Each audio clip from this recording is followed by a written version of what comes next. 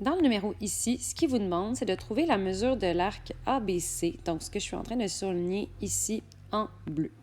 Ce que vous connaissez, c'est le diamètre et la mesure de l'angle au centre. Ce qu'il faut comprendre, c'est que la mesure de l'arc, c'est une portion de la circonférence, de la même manière que la mesure de l'angle au centre, c'est une portion de l'angle plein de 360 degrés. Et la mesure de l'arc, elle est proportionnelle à la mesure de l'angle au centre. Ce que ça veut dire en fait, c'est que si 70 degrés, c'est par exemple 4 fois plus petit que 360 degrés, bien, ça veut dire que la mesure de l'arc, bien, elle va être 4 fois plus petite que la circonférence. Donc, pour être capable de trouver la mesure de l'arc, ce qu'on a besoin de faire, c'est voir, hey, 70 degrés, c'est combien de fois plus petit que 360? Puis ensuite, appliquer la même logique avec l'arc et la circonférence. Mais on n'a pas notre circonférence. Mais ça, c'est pas grave, parce que puisque vous avez votre diamètre, vous allez être capable de trouver votre circonférence. Donc, votre première étape ici, pour trouver votre circonférence, ça va être d'écrire votre formule. J'ai pris la formule qui a le diamètre à l'intérieur, parce que c'est le diamètre qu'on a. Je vais aller remplacer le diamètre par 2 décimètres. Maintenant que ça c'est fait, vous avez deux choix. Donc, vous pouvez donner la circonférence en fonction de pi. Donc, ça va vous donner 2 pi décimètres. L'avantage avec la réponse en fonction de pi, c'est que vous ne perdez pas de précision.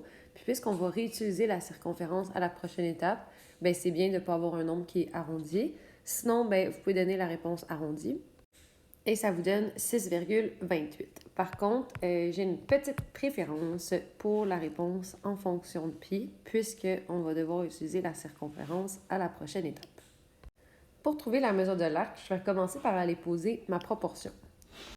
Et maintenant, dans cette proportion-là, je vais aller remplacer les éléments que je connais.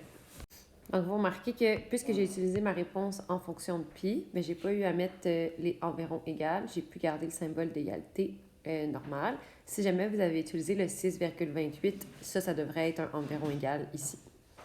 Donc maintenant, on a deux façons différentes de trouver la mesure de l'arc. La première façon, c'est d'aller voir l'angle au centre. Il est combien de fois plus petit que 360 degrés?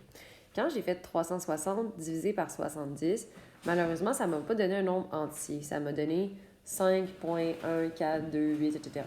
Ça veut dire que l'angle au centre est environ 5 fois plus petit que 360. Et ça veut dire que la mesure de l'arc, elle aussi, elle serait 5 fois plus petite que la circonférence. Mais puisque ce n'est pas un nombre entier, ça ne me tente pas d'aller diviser mon nombre qui était précis par 5,142857, etc.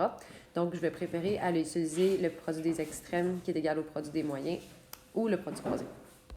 Donc, dans une proportion, je sais que le produit des extrêmes, donc 70 fois 2pi, ça donne la même chose que le produit des moyens, donc 360 fois la mesure de l'arc ABC.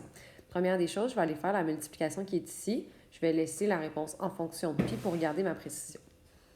Et maintenant, puisque je veux avoir la mesure de l'arc, bien, il faut que j'annule la multiplication par 360. Donc, je vais diviser par 360 des deux côtés.